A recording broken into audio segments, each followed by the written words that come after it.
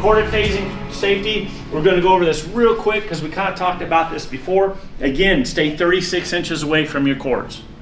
If you've got a long cord, let's say you're high potting, do not have the cord circled up near you on the ground or wherever it's circled. Try to get that cord in parallel with itself. Remember what we did with the grounds tester and those TPGs?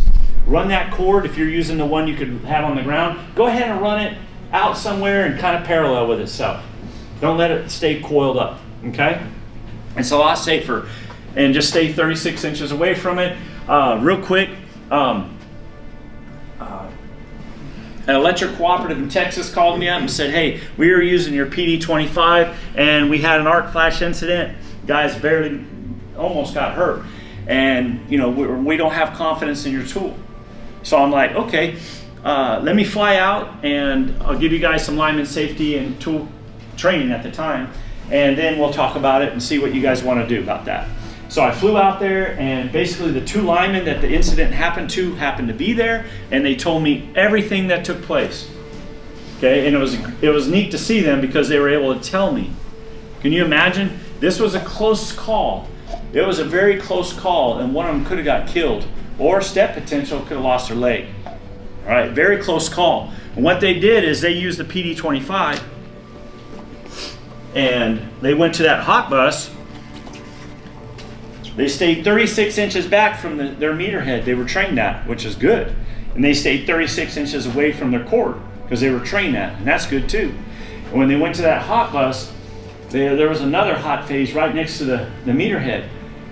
And what happened was, you guys know how these tools work, you already know what happened. Sure enough, they had a cross phase, and it flashed over to the tool. That potential went, remember it skipped, here's the resistors, the potential skipped the resist from this phase, skipped all those resistors, full potential, went down the cord, exploded at the secondary probe that was on ground, and exploded here. All right, and the linemen went running, screaming, dropped all their tools, went running, screaming. They told me everything. But what if the linemen? So no one taught them about keeping your air dielectric. No one taught them that you can't have a component of your system in close proximity to the meter head. No one ever taught them that. No one ever taught them that meter's energized. No one ever taught them that. Everybody's tools are when you use them. That's how they can indicate voltage. That's how they can verify you're in phase or not. They have to be.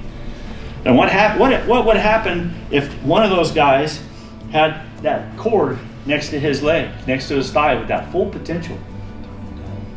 Yeah, would have not been a good picture. That was a very close call. So be aware of these things on your corded meters.